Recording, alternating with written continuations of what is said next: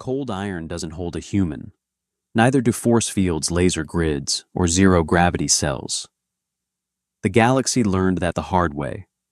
So the architects of the coalition designed something worse: the synapse locks.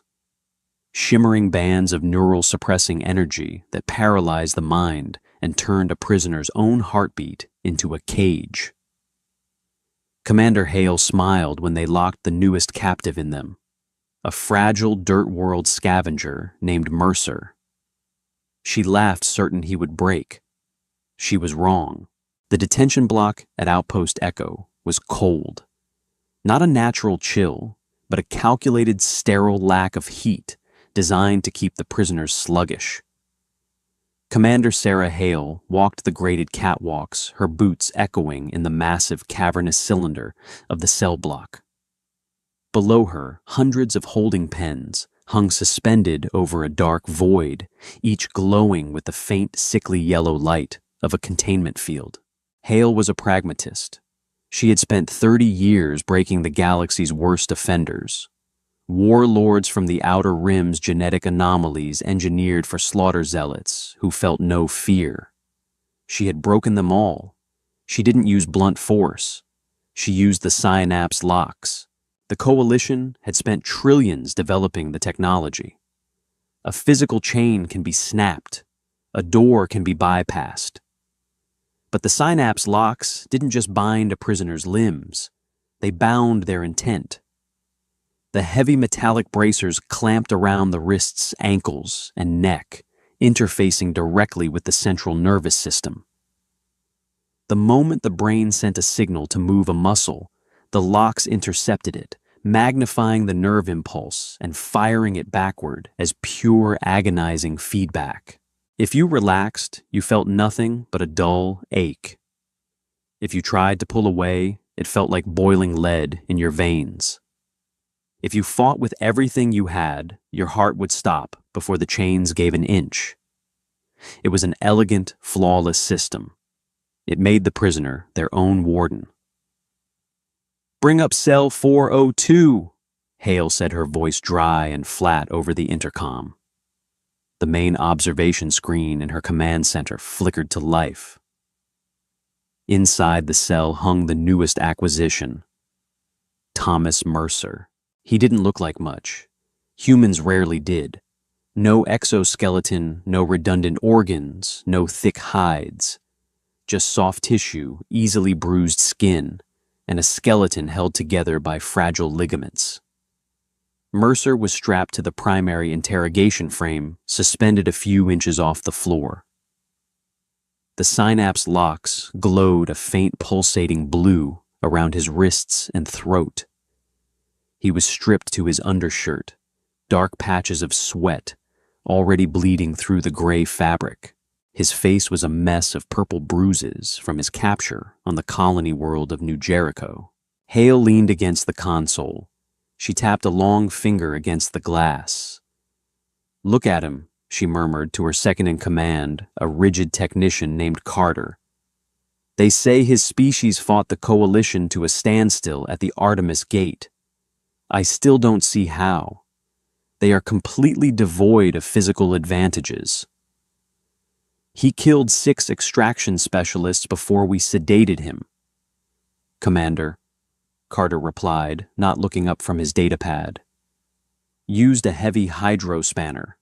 Caved in their armor. Adrenaline. Hale dismissed. A primitive chemical dump. It makes them erratic, but it burns out fast.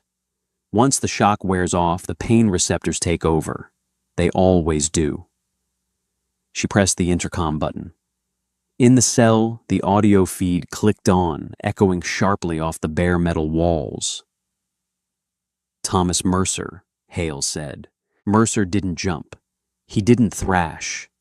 His head was slumped forward, chin resting on his chest. Slowly, agonizingly, he tilted his head up. The slight movement triggered a low whine from the neck brace. A spasm rippled down his jaw, his teeth clenching hard enough to pop the muscles in his cheeks, but he forced his eyes open to stare at the camera lens. His eyes were bloodshot. deep brown, flat and hollow. He didn't look angry. He looked tired. "You are currently restrained by Coalition synapse locks." Hale recited her tone perfectly conversational. "I am Commander Hale. I am going to ask you for the encrypted coordinates of the New Jericho supply fleet. If you give them to me, I power down the locks. You will be placed in a standard holding cell. If you refuse, I leave you hanging there. Your muscles will cramp. You will try to shift your weight to alleviate the cramping. The locks will read that intent, and they will punish you for it. Eventually, you will tear your own tendons, trying to escape the pain." Mercer stared at the lens. He breathed in, exhaled. A drop of blood from a cut above his eyebrow trailed down the side of his nose. He didn't speak. Hale sighed. She had seen this stoicism before. It was a common defense mechanism in the first few hours. They retreated inward, believing their silence was a shield. "Increase baseline sensitivity by 4%, Hale ordered. Carter tapped the console. "Done." On the screen, the blue light of the locks flared slightly. Mercer's back arched, just a fraction of an inch. A sharp, ragged inhale hitched in his throat, his fingers dangling below the heavy wrist cuffs, curled into tight, trembling fists. The monitors on Carter's desk spiked, displaying a massive surge in Mercer's pain receptors. Hale watched his face. She waited for the scream. She waited for the frantic, panicked thrashing that always followed the realization that the body was no longer under their control. But Mercer didn't thrash. He squeezed his eyes shut. His chest heaved as he forced a long, slow breath out through his teeth. It sounded like a tire leaking air. He deliberately relaxed his fingers. The blue light dimmed back to a low pulse. Hale frowned. A small, almost imperceptible wrinkle formed between her brows. "Well," she said softly, "let him sit in the dark. We'll try again tomorrow." She cut the feed. The screen went black. But as Hale walked away from the console, she couldn't shake the image of Mercer's eyes. They hadn't looked like the eyes of a trapped animal. They had looked like the eyes of an engineer evaluating a broken machine. A week passed. In the high-security ward, time was measured not by the sun, but by the shift changes of the guards and the automated delivery of nutrient paste. Through it all, Thomas Mercer hung in the dark. Hale visited the observation deck every 12 hours. She had expected progress.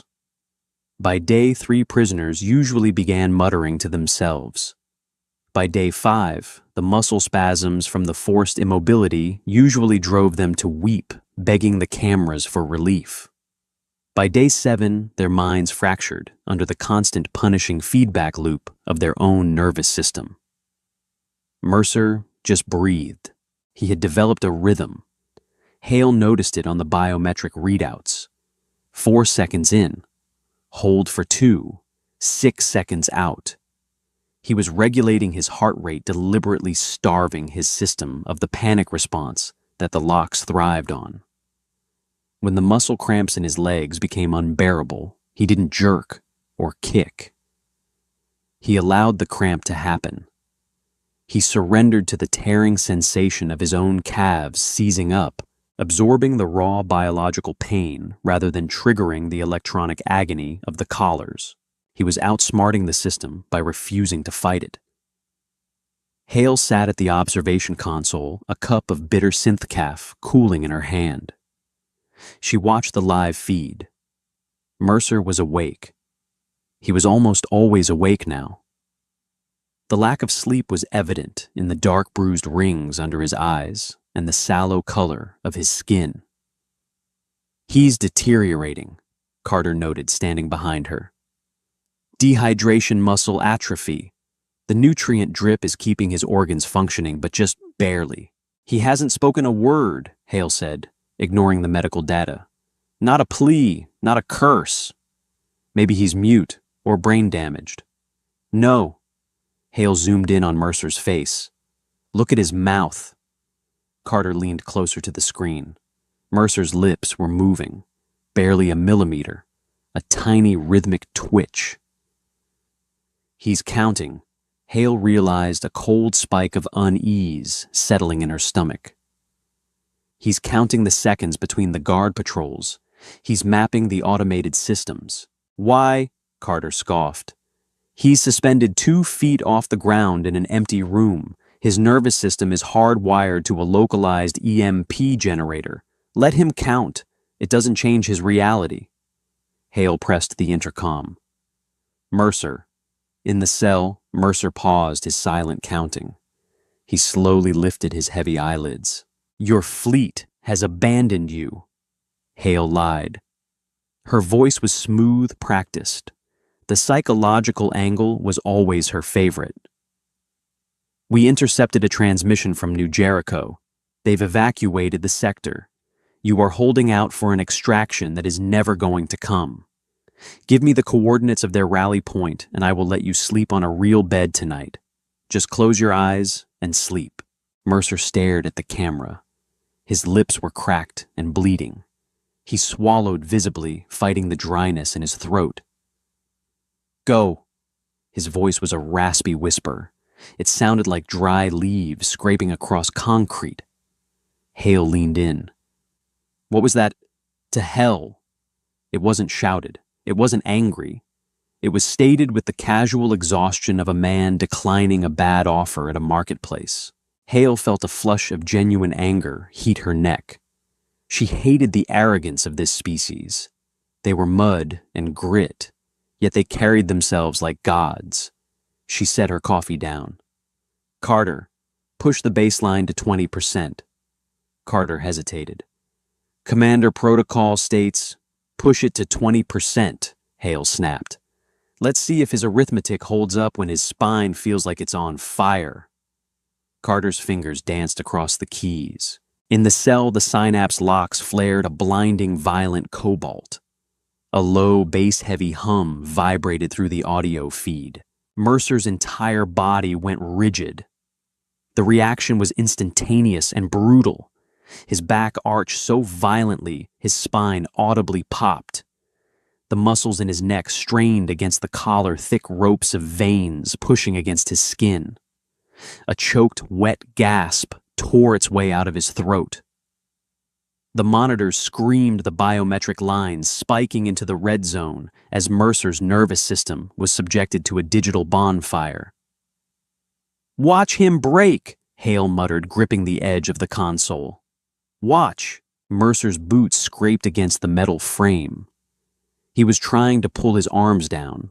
The instinct to escape the pain was finally overriding his discipline. The chains punished him for it, sending another wave of synthetic agony into his brainstem.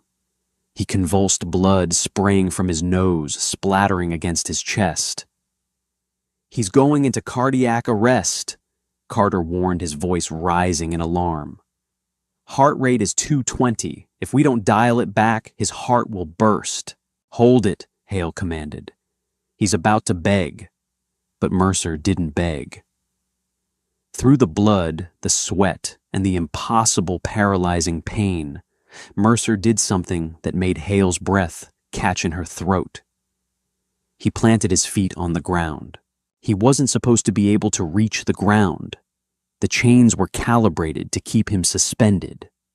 But he was fighting the tension of the magnetic field, forcing his legs downward, inch by excruciating inch. The chains shrieked, the metal groaning, as the localized force field strained against physical resistance. Mercer's boots hit the floor plating. The sound was a dull thud that echoed like a gunshot in the silent command center. He stood there bent over, trembling so violently the whole frame shook with him. His breathing was a rapid, ragged hiss. He tilted his head back, staring directly into the camera lens. The blood from his nose dripped over his lips, staining his teeth red as he forced his mouth into a jagged, terrifying smile. He laughed. It was a broken, wet, horrific sound. It defied all logic, all biology, all science.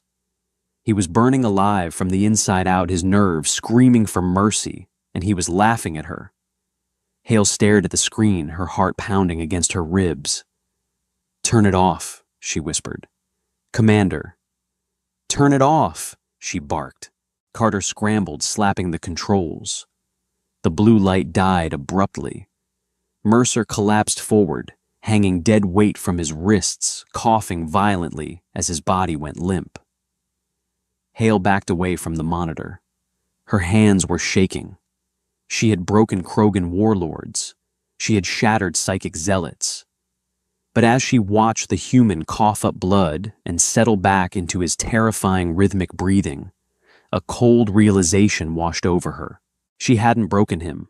She had just shown him how the chains worked. Outpost Echo operated on standard metric cycles. It was 0300-hour ship time when the primary power grid experienced a micro-fluctuation. It wasn't an alarm. It was barely a blip on the lower maintenance logs. A momentary dip in the auxiliary power routing to the high-security ward.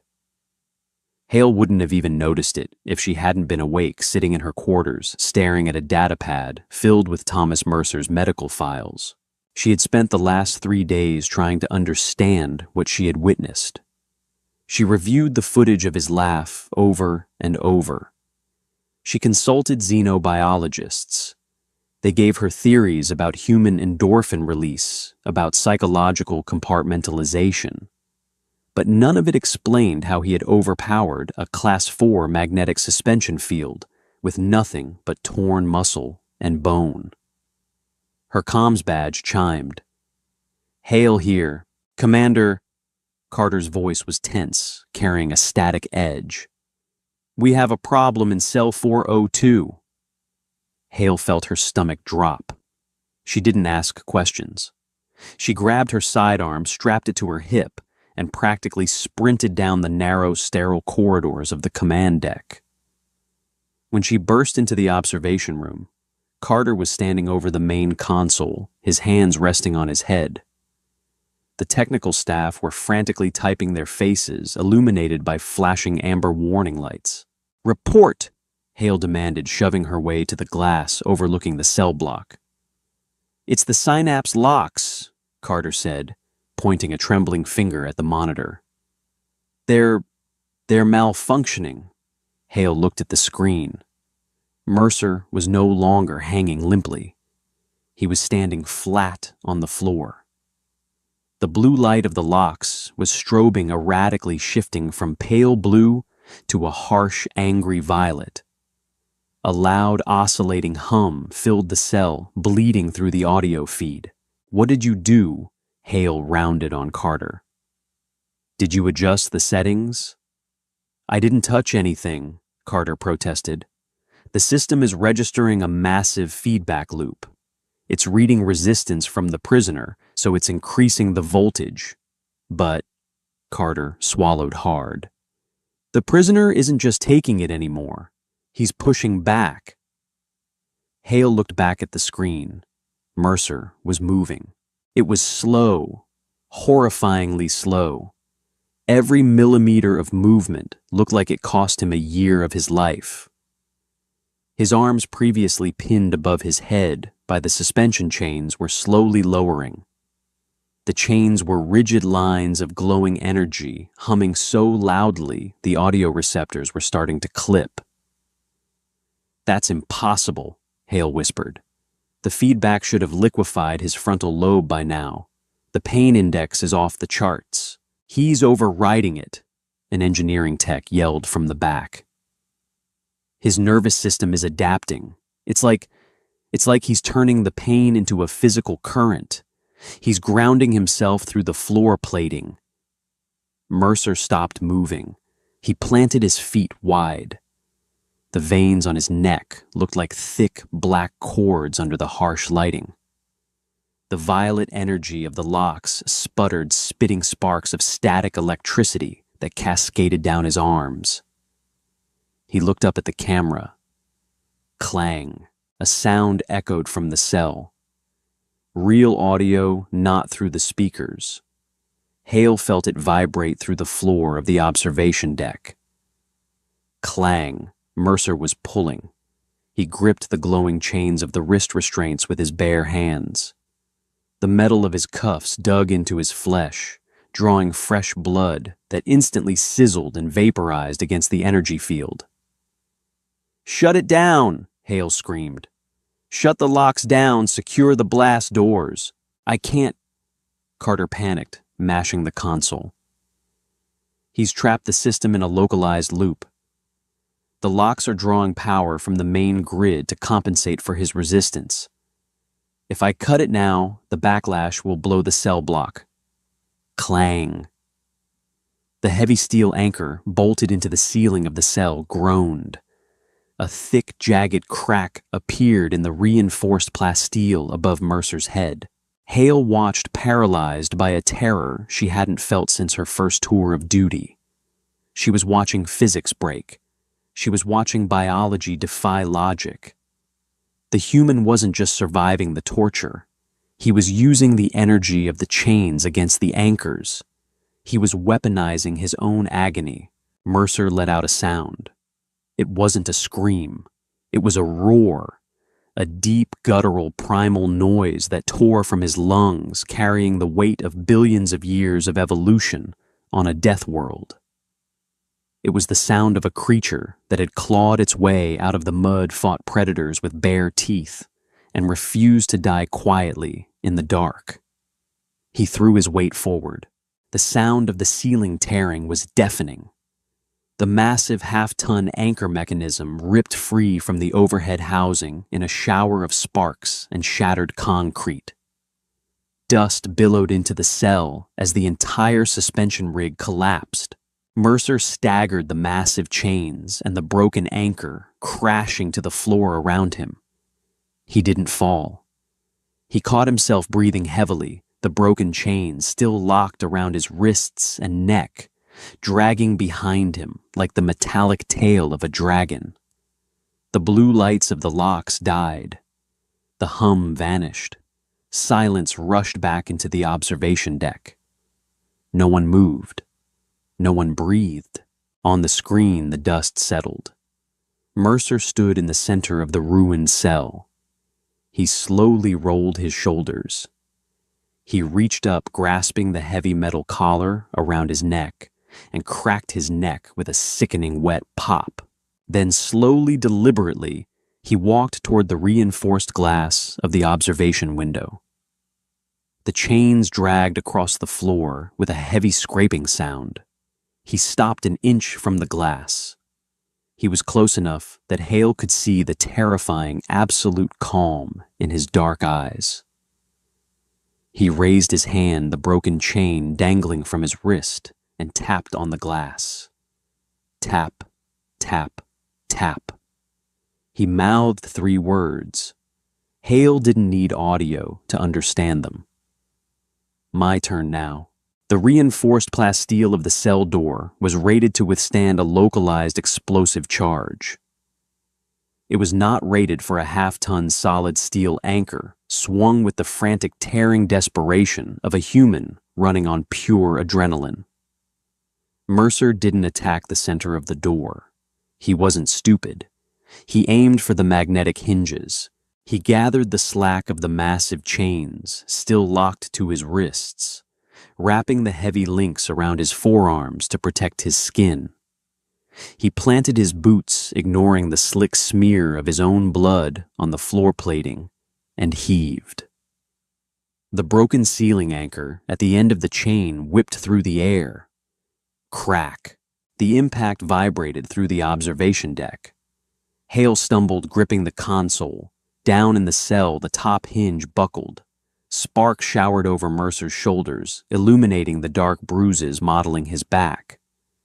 He didn't pause to admire his work. He heaved again. Crack. "Guards!" Hale screamed, her voice cracking. "All security personnel to Sector 4. Lethal force authorized. Put him down." Carter was paralyzed, staring at the monitors. He's breaking the containment seal. If he breaches the outer corridor... He's one man with a broken chain, Hale snarled, unholstering her kinetic pistol. She checked the battery pack, her hands betraying a slight tremor. He's unarmed, half dead, and bleeding out. Get the automated turrets online. Down below, the bottom hinge gave way with a screech of tearing metal. Mercer dropped the chains, took 3 steps back, and launched his entire body weight against the door. The heavy plasteel slab fell outward, slamming into the grated floor of the catwalk with a deafening crash. Mercer stepped over it. He was out. Alarms blared, bathing the cylindrical prison block in a harsh, rotating red light. The sound was a physical assault, a high-pitched siren designed to disorient escapees. Mercer just blinked, his breathing heavy, and measured. He looked down the long, curved catwalk. At the far end, a heavy security door hissed open. 6 coalition guards poured through. They wore heavy riot armor, thick polyceramic plates designed to stop shrapnel, and carried pulse rifles. They were professionals. They fanned out, taking a knee, leveling their weapons at the half-naked man, bleeding onto the grating. "Drop to the floor," the lead guard, a broad-shouldered veteran named Hayes, bellowed over the sirens. "Lie flat, hands behind your head." Now, Mercer didn't drop. He slowly bent his knees, his hands reaching down to grasp the heavy lengths of chain trailing from his wrists. "Fire," Hayes ordered. The corridor lit up with the staccato flash of kinetic rounds. Mercer moved. He didn't charge them. He threw himself sideways, diving off the catwalk. "He jumped," Carter shouted, watching the security feeds. "The drop is 80 feet. He just committed suicide." But Hale was watching camera 4. No, he didn't. Mercer hadn't fallen into the dark void at the bottom of the cell block.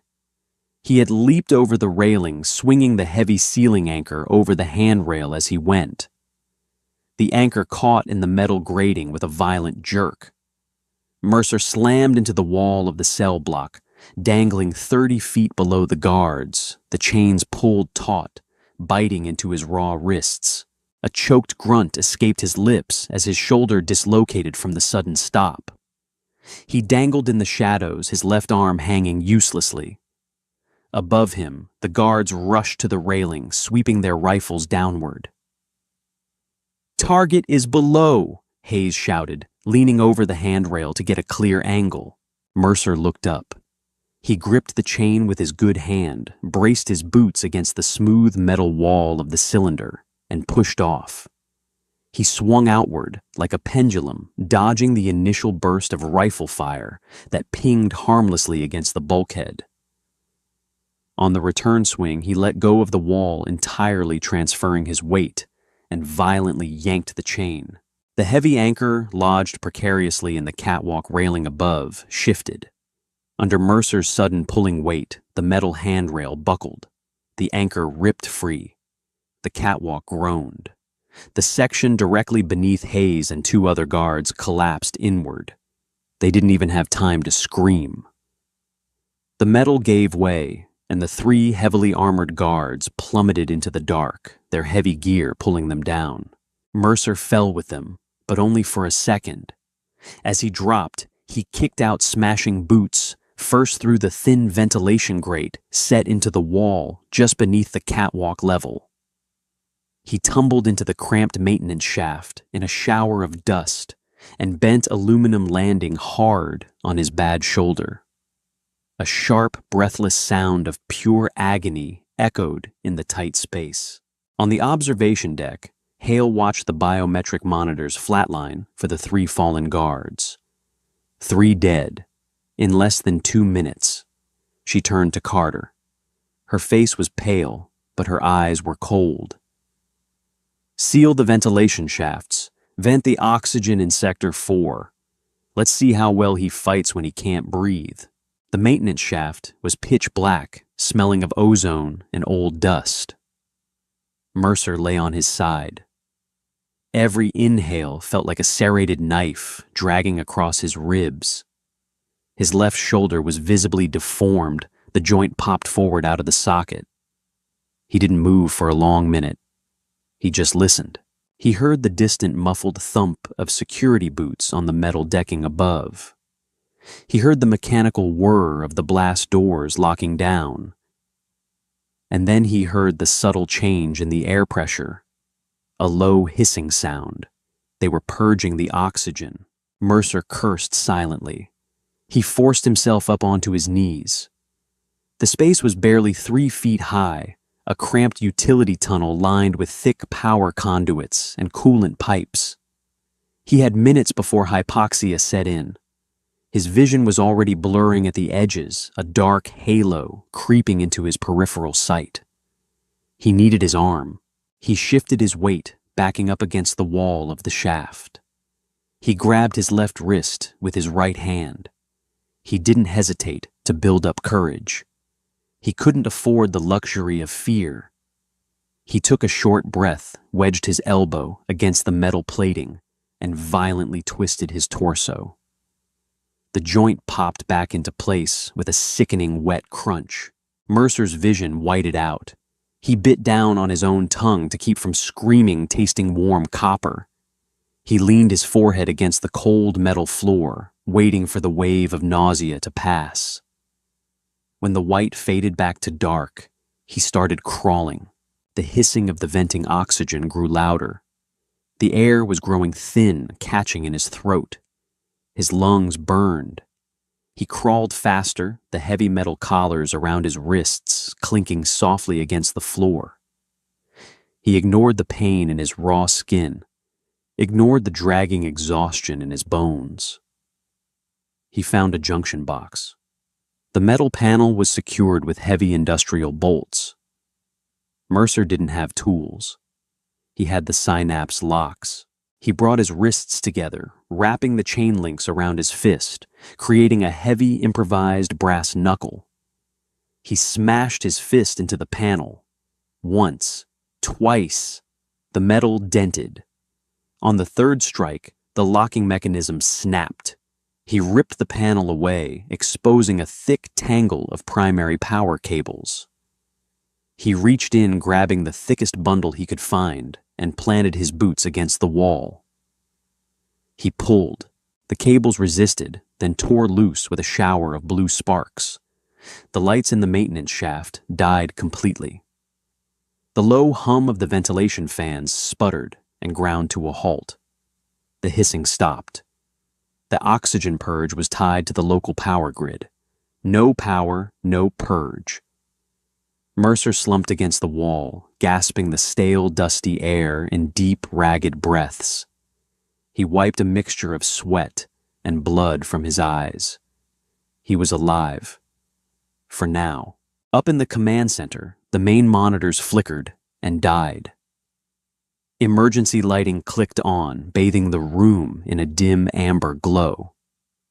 "Commander," Carter said, his fingers flying across his auxiliary keyboard. He knocked out the localized power grid in Sector 4. The oxygen purge failed. We've lost internal cameras for that entire block. Hale stared at the dark screens. He's in the walls. Rerouting power manually is going to take too long. Where do those shafts lead? They run parallel to the primary coolant lines. They branch off toward the armory, the lower mess halls, and... Carter swallowed. The medical bay. He's injured, Hale realized. He dislocated his shoulder. He's bleeding. He's going to the med bay for stims and bandages. She pressed the comms button. "Squad Leader Miller, do you copy?" Static crackled. Then a gruff voice answered. "Miller here, Commander. The target is moving through the sub-level maintenance shafts. He is heading for Medical Bay 3. I want your team there before he arrives. Set up a crossfire. When he drops out of that vent, turn him into a smear on the floor." "Understood, Commander." Moving out. In the dark tunnel, Mercer continued to crawl. His body was a map of pain, every movement a negotiation with his own nervous system. He felt the vibration of heavy boots above him. He stopped pressing his ear against the cold ceiling of the vent. They were running, moving fast in a coordinated direction. Mercer closed his eyes, mapping the outpost in his head. He had spent 7 days hanging in a cell, doing nothing but listening. He knew the acoustic signature of the station. He knew that the heavy rhythmic thumping of the coolant pumps meant he was near the industrial sector. He knew that the sterile, sharp echo of boots on tile meant the medical ward. They were going to the med bay. They knew he was hurt. They were waiting for him. Mercer opened his eyes. A grim, terrifying smile pulled at his bloody lips. He turned around. He wasn't going to the med bay. He was going to the armory. The armory of Outpost Echo was a fortress within a fortress. Heavy blast doors, biometric scanners, and a localized security grid protected the Coalition's weapons.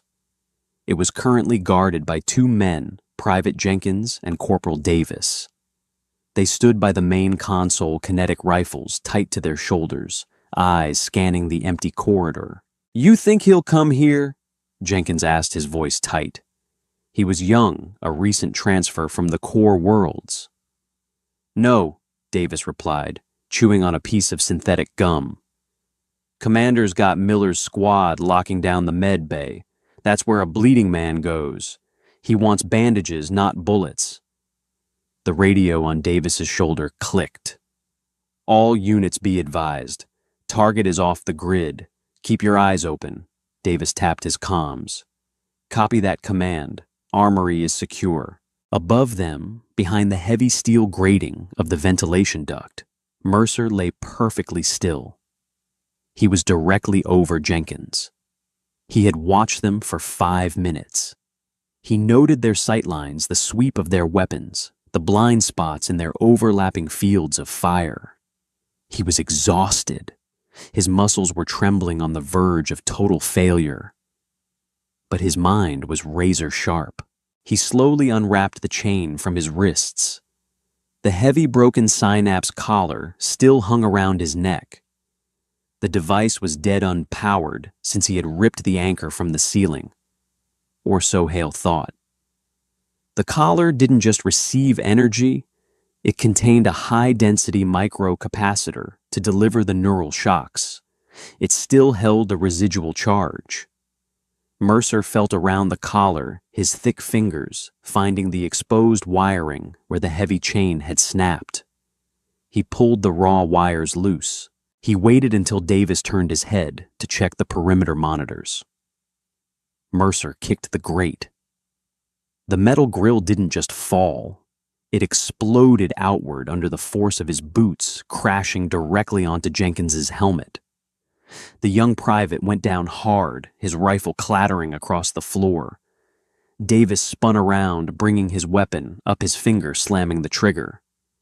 Bam! Bam! Bam! Kinetic rounds chewed through the ceiling, raining plaster and sparks. But Mercer wasn't in the ceiling. He had dropped the second the grate gave way. He landed heavily on top of Jenkins. Davis adjusted his aim, screaming a curse, but he hesitated for a fraction of a second, afraid of hitting his squad mate. That fraction of a second was all Mercer needed. He lunged forward from a crouch, closing the distance before Davis could fire. Mercer didn't throw a punch. He slammed the exposed raw wires of the synapse collar directly against the bare skin of Davis's neck, just above his armor plating.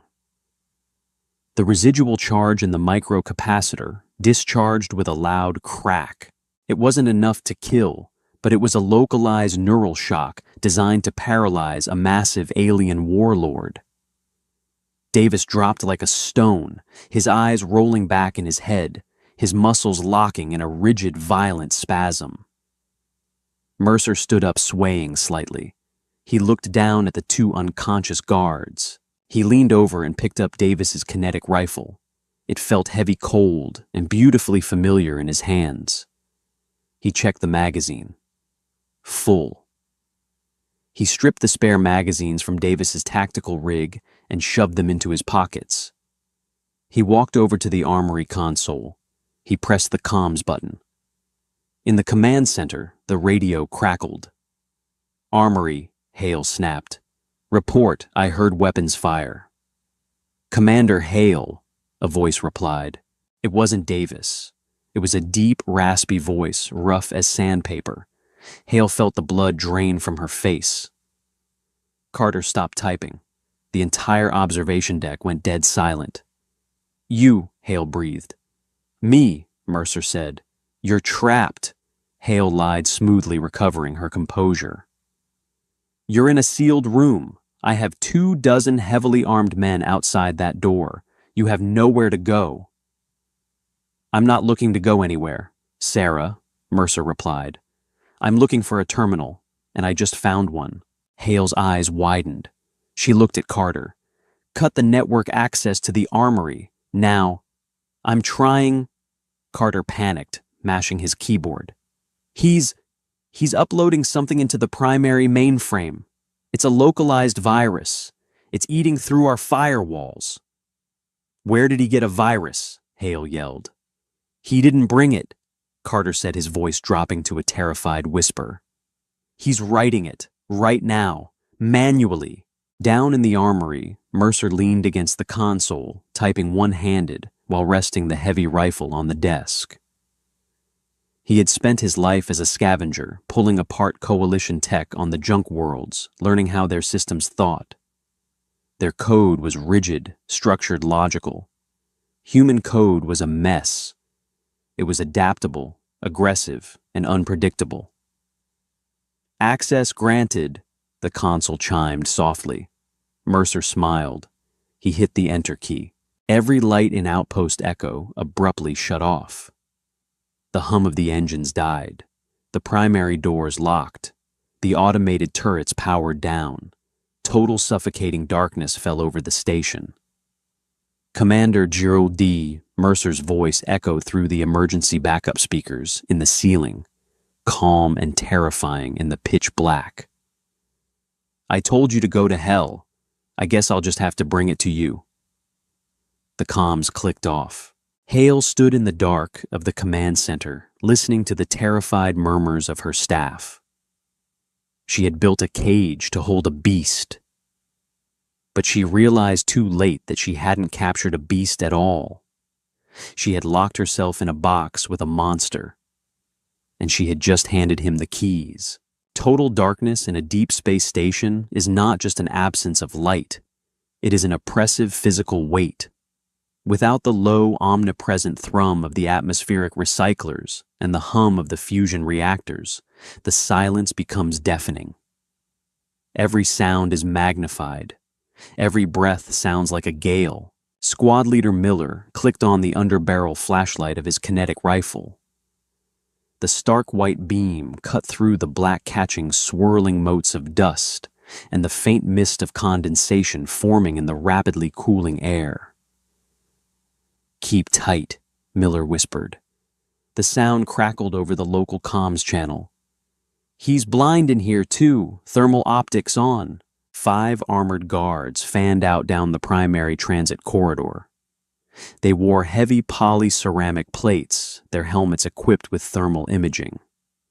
To them, the cold metal hallway appeared as a landscape of dark blues and purples. They were looking for the bright glowing orange and red of a human body. They found nothing. "Command, this is Miller." The squad leader spoke into his headset. Static answered him. The local network was completely severed.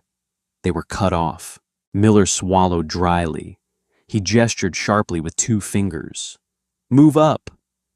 They advanced step by step, boots scraping softly against the grated floor. The corridor curved gently, following the outer hull of the outpost. To their right, heavy reinforced windows looked out into the absolute void of deep space. To their left, rows of maintenance access doors, all locked shut by the power failure. "Sir," one of the guards, a heavy-set corporal named Brooks, muttered. "Thermal is useless. The ambient temperature is dropping too fast. The residual heat from the steam pipes is cluttering the display. Switch to standard optics, Miller ordered. Check your corners. They reached an intersection. The corridor branched off toward the auxiliary hangars and the command deck elevator. Clink. The sound was tiny, a small piece of metal hitting the floor, bouncing twice and rolling. All 5 flashlights snapped toward the sound, converging on a small, dark object sitting in the middle of the intersection. It was a spent kinetic rifle casing. Hold, Miller commanded, raising a fist. From the dark ceiling above them, a heavy drop of warm liquid fell. It hit the reinforced plasteel of Brooks's shoulder pauldron with a soft tap. Brooks frowned. He reached up, wiping his gloved finger across the plate. He brought it down into the harsh light of his underbarrel beam. It was thick, dark red. Blood. Brooks looked up. Mercer didn't drop from the ceiling. He was already on top of the heavy exposed coolant pipes running along the upper wall. He had squeezed himself between the pipe and the bulkhead, masking his thermal signature against the residual heat of the industrial plumbing. He didn't yell. He didn't offer a quip. He just leveled the stolen kinetic rifle and squeezed the trigger. The roar of the weapon in the confined silent corridor was catastrophic. The muzzle flash lit the darkness like a strobe light, capturing brutal frozen frames of violence. Mercer fired a controlled 3-round burst. He didn't aim for the heavy chest plates. He aimed for the unarmored joints. The first rounds tore through Brooks's knee. The corporal screamed, his leg collapsing beneath him, his flashlight beam wildly arcing toward the ceiling. The squad scattered, returning fire. The corridor filled with flying lead sparks screaming off the metal walls and pipes. Mercer was already moving. He rolled off the pipe, dropping the 15 feet to the floor. He landed badly on his dislocated shoulder. A sharp, involuntary grunt escaped his teeth, but he didn't stop. He used the momentum of his fall to slide across the slick floor plates, disappearing into the pitch-black mouth of the corridor leading to the command deck. Suppressing fire, Miller yelled, firing blindly into the dark. He's down the central artery. The guards poured fire down the hallway, chewing the walls into jagged shrapnel. They stopped only when their magazines clicked empty. Silence rushed back in, broken only by Brooks's wet, ragged groans on the floor. Miller breathed heavily, smoke curling from the barrel of his rifle. He clicked on his flashlight, sweeping the beam down the central artery. It was empty. The metal walls were shredded, but there was no body. "Check Brooks," Miller ordered, his voice shaking. 2 guards knelt by the wounded man, pulling a tourniquet from their medical pouches. Miller kept his rifle shouldered, staring into the dark. The human was bleeding. He was injured. He had fallen from a high pipe and taken a hard landing. By all biological metrics, he should be in shock. Clink. Miller froze. Another spent casing rolled out of the dark, stopping at the edge of his flashlight beam. Then came the voice. It echoed down the corridor, raw, exhausted, and utterly devoid of fear. "You're shooting too high," Mercer called out from the dark. "Recoil climbs in zero-atmo environments. Compensate." Miller felt a cold bead of sweat roll down his spine. The human wasn't just fighting them. He was critiquing them. He was hunting them. "Form up!" Miller barked, his panic finally bleeding through his rigid training.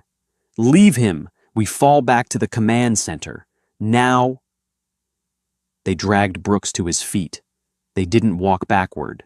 They turned and ran. In the dark, leaning heavily against a bulkhead, Mercer watched them go. He lowered his rifle. His hands were shaking violently. He looked down at his left side. A stray round had grazed his ribs, tearing through the thin fabric of his undershirt and gouging a bloody trench across his torso. He touched the wound. He looked at the blood on his fingers. He closed his eyes, forced a long, slow breath out through his teeth, and began to count. 4 seconds in. Hold for 2. 6 seconds out. He pushed off the wall. He had to keep moving. The adrenaline was starting to metabolize, and when it ran out, the pain would anchor him to the floor permanently. He gripped the rifle tighter and limped after them into the dark. The command center was a tomb. The emergency amber lights cast long, distorted shadows across the banks of dead monitors. Commander Hale stood by the heavy security doors, her kinetic pistol drawn. Carter and 3 remaining technicians huddled behind the central holo table, armed with nothing but sidearms and a desperate clinging hope that the reinforced blast doors would hold. "How thick is that door?" Hale asked, never taking her eyes off the steel slab. 4 inches of high-density plasteel, Carter replied, his voice a frantic whisper. "He can't shoot through it. He can't blow it without heavy ordnance. We are secure." "He broke a synapse lock by standing up, Carter," Hale snapped. "Do not tell me what he cannot do." The radio on Hale's hip crackled. "Command, this is Miller." The voice was ragged, panicked. The sound of heavy dragging boots echoed in the background of the transmission. "We are approaching the primary command center. We have 1 man down. The target is behind us. He's just walking, but we can't hit him. He's using the dark." "Miller, get to the door," Hale ordered. "Carter, prepare the manual override on the maglocks. Let them in and seal it the second they cross the threshold." "Copy that," Carter said, rushing to the door panel. Outside, they heard the heavy metallic thud of boots running across the grated deck. Fists pounded against the blast doors. "Open it!" Miller's voice was muffled through the thick steel. "Open the damn door!" Hale nodded at Carter. Carter threw the heavy manual lever. The hydraulic locks disengaged with a loud hiss. The doors parted slightly, groaning against the dead power grid. Miller and his men shoved their way through the gap. They were covered in dust and blood. They dragged Brooks, dumping him unceremoniously onto the floor. "Shut it!" Miller screamed, turning back toward the corridor, raising his rifle. Carter leaned into the lever, pulling it backward with all his weight. The heavy doors began to slide shut. The gap narrowed. 3 feet. 2 feet. Through the narrowing gap, Hale saw him. Thomas Mercer stepped into the dim light spilling out from the command center. He looked like a corpse dragged from a battlefield. His face was a mask of bruises and dried blood. His left arm hung limply at his side. He was limping heavily, dragging his right leg. He didn't raise his rifle. He didn't run for the closing door. He just stood there 30 feet down the corridor, watching the doors close. Hale met his eyes through the gap. There was no rage in them. There was only a cold, mechanical certainty. Clang. The heavy blast doors sealed shut. The magnetic locks engaged with a heavy, definitive thud. Hale let out a breath she didn't realize she was holding. She lowered her pistol slightly. He missed his chance. He's locked out. Miller collapsed against the wall, sliding down to a seated position, his chest heaving. "He's not a man, Commander. He's a machine. He took a graze to the ribs and didn't even flinch. He just kept walking. He's a scavenger." Hale said, her voice hard, trying to reclaim her authority. "He's bleeding out in a dead hallway. We sit tight. When the automated emergency distress beacon pings the coalition fleet, they will arrive, sweep the station, and find his corpse. We won." Carter leaned against the door panel, wiping sweat from his forehead. "Commander, if he's a scavenger, Why didn't he try to stop the door from closing? Hale frowned. The question hung in the stale air. A low mechanical whine began to vibrate through the floor plates. It was faint at first, then grew steadily louder. "What is that?" Miller asked, looking down. Hale's eyes darted to the ceiling. "The ventilation grid. Carter, did you secure the atmospheric valves?" "The network is down," Carter shouted. "I can't monitor the exterior systems." The whine turned into a heavy industrial rumble. It wasn't coming from the corridor. It was coming from beneath them. Mercer hadn't stopped at the door to watch it close. He had stopped at the central atmospheric exchange conduit, located directly in the floor of the intersection outside the command center. "He's opening the primary oxygen reserve tanks." Carter realized, his face draining of all color. "He's manually overriding the pressure valves." "Stop him," Hale yelled.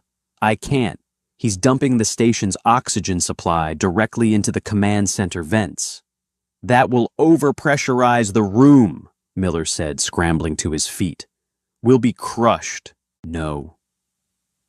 Hale said, a cold horror washing over her. She looked at the heavy blast doors. They were sealed tight, designed to keep everything out, designed to hold an atmosphere in. "He's not going to crush us. He's going to pop the seal." The air vents in the ceiling abruptly screamed. A hurricane of high-pressure oxygen blasted into the room. The air pressure spiked instantly. Hale felt her eardrums bow inward, a sharp stabbing pain piercing her skull. The technicians fell to their knees, clutching their heads, screaming, as the pressure equalized violently. The blast doors groaned. They were built to withstand explosive kinetic force from the outside. They were not built to contain 50 atmospheres of pressure from the inside. "Get away from the door!" Hale shrieked over the roar of the rushing air. It was too late. The heavy magnetic locks didn't disengage. The structural plasteel housing holding the locks simply tore out of the wall. The blast doors exploded outward.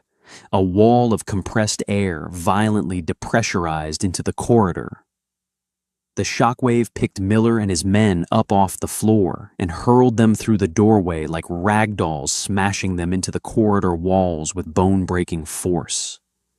Hale was thrown backward, crashing hard over the hollow table. Her pistol skittered across the floor. She hit the metal, grating the breath driven from her lungs in a violent rush. Alarms finally began to shriek, triggered by the catastrophic pressure loss. The amber emergency lights flickered wildly. Hale gasped for air, her ears ringing with a high, constant whine. The room was spinning. She pushed herself up onto her elbows. Carter was lying near the doorway, unmoving, a deep gash across his forehead. The guards were piled in the corridor, groaning in the twisted wreckage of the blast doors. Heavy, slow footsteps crunched over the shattered plasteel. Hale looked up. Mercer stepped through the ruined doorway. The heavy kinetic rifle was slung loosely over his good shoulder. He didn't look triumphant. He looked tired. He walked slowly past the groaning guards, kicking a rifle away from Miller's limp hand. He stepped over Carter's body. He stopped at the edge of the hollow table, looking down at Hale. He reached down and picked up her pistol from the floor. He checked the battery pack, clicked it back into place, and pointed the barrel directly at her forehead. "Network override," Mercer said. His voice was a rasp, barely audible over the ringing in her ears. "Where is the terminal?" Hale stared down the barrel of her own kinetic pistol.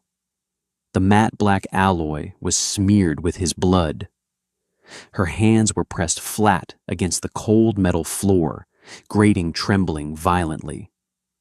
She had spent a lifetime studying the breaking points of 100 different species. She had shattered warlords who conquered star systems. She had broken zealots who prayed to dying suns.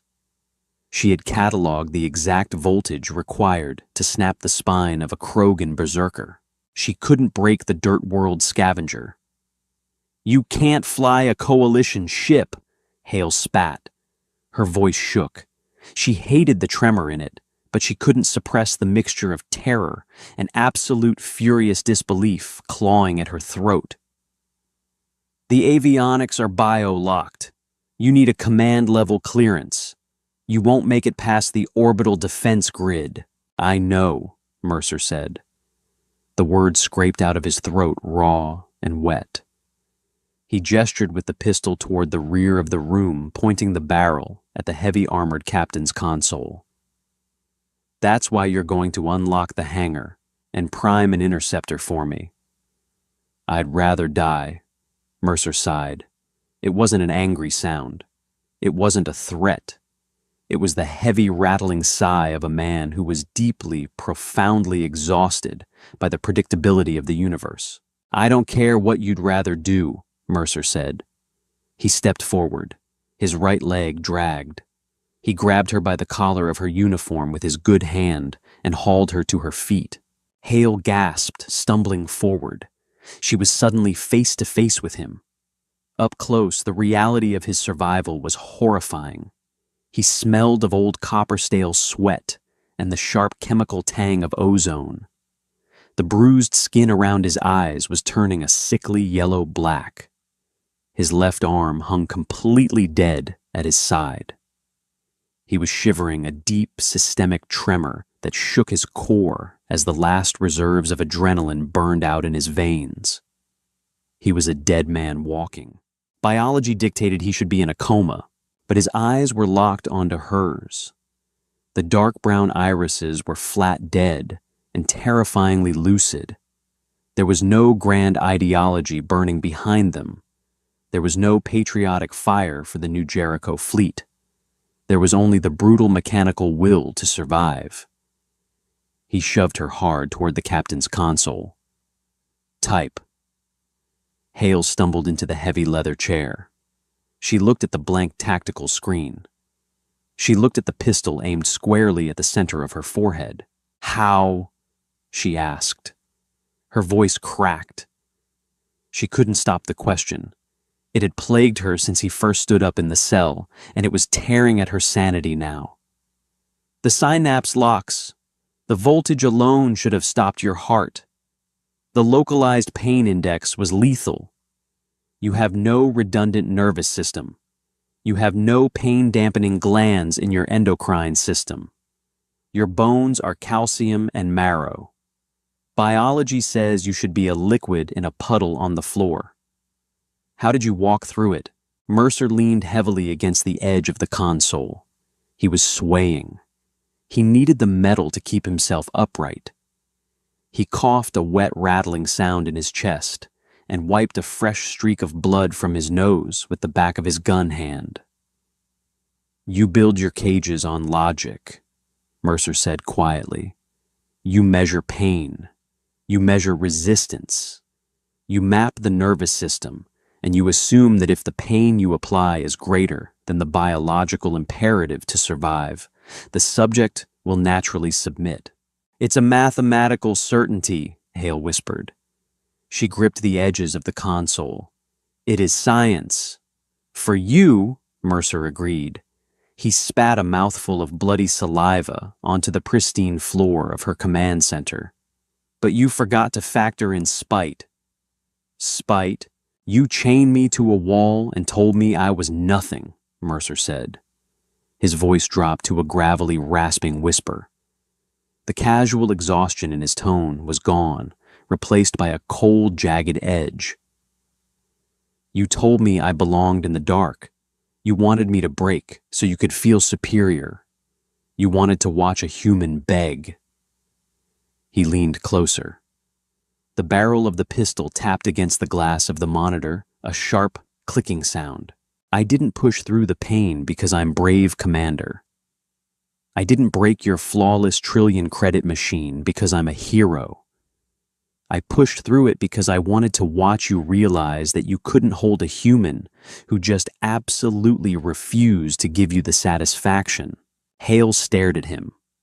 She saw the absolute, uncompromising truth in his bruised face. He hadn't dismantled her life's work out of tactical brilliance. He had torn a space station apart, shattered an unbreakable prison, and slaughtered a squad of elite guards entirely out of a sheer, bloody-minded refusal to lose. It was the most terrifying thing she had ever witnessed. It couldn't be quantified. It couldn't be programmed against. Her hands shook as she reached for the keyboard. She typed her authorization codes into the console. The keystrokes felt like lead. The screen flared a bright, cheerful green. Command override accepted. Hangar Bay 4 unlocked. Interceptor 7 primed. Defense grid, local bypass authorized. Done, she whispered. The green light washed over her pale face. Get up, Mercer said. Hale stood slowly. Mercer grabbed her arm and spun her around, slamming her back against the console. He didn't shoot her. He holstered the pistol awkwardly in his waistband, reached over to the emergency rack, and grabbed a heavy pair of manual mag cuffs. He slammed one heavy iron ring around her wrist and locked the other to the thick, immovable plasteel strut of the captain's chair. He checked the lock. It clicked shut with a heavy final sound. Mercer stepped back. He looked around the ruined command center.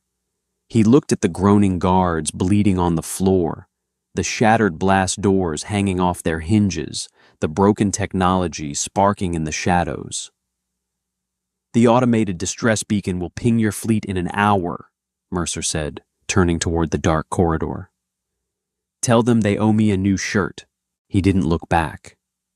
He walked out into the central artery, his heavy boots crunching on the broken glass. He scooped up a discarded kinetic rifle, slung it over his good shoulder, and disappeared into the shadows. Hale stood chained to the console. She was entirely alone in the dim amber light of the emergency backups. She listened to his slow, heavy rhythmic footsteps fade down the hallway. 4 seconds in. Hold for 2. 6 seconds out. She could almost hear the breathing. She looked at the security monitors on her console. One by one, they flickered back to life as the emergency power rerouted. She tapped the screen, bringing up camera 4 in Hangar Bay 4. She watched the human drag himself up the boarding ramp of the sleek black Coalition interceptor. He stumbled on the last step, falling to his knees, but he dragged himself the rest of the way inside. The heavy ramp hissed closed behind him. A moment later, the massive outer hangar doors parted. The vast, endless black of deep space filled the screen. The interceptor's twin engines flared a brilliant, blinding blue, and the ship shot out into the void, immediately swallowed by the dark. Commander Hale slumped against the console. The cold iron of the mag cuff bit deeply into her wrist. She didn't pull against it. She didn't fight the restraint. She just sat in the absolute ruins of her unbreakable prison, the silence ringing in her ears, finally understanding the true threat of the human race. They weren't strong. They weren't fast. They weren't brilliant. They just didn't know when to stay down. Did you feel the cold metal of Outpost Echo? If you want to see more stories where the unbreakable will of humanity shatters the arrogance of the galaxy, hit that like button and subscribe right now. We explore the grittiest, most grounded sci-fi tales where humans don't win with magic, but with pure, unrelenting spite. Drop a comment below. Would you have survived the Synapse locks? Share this video with a friend who loves a dark, tactical, and deeply human survival story. The universe is a dangerous place, but humanity is worse. Don't miss the next upload. Subscribe now.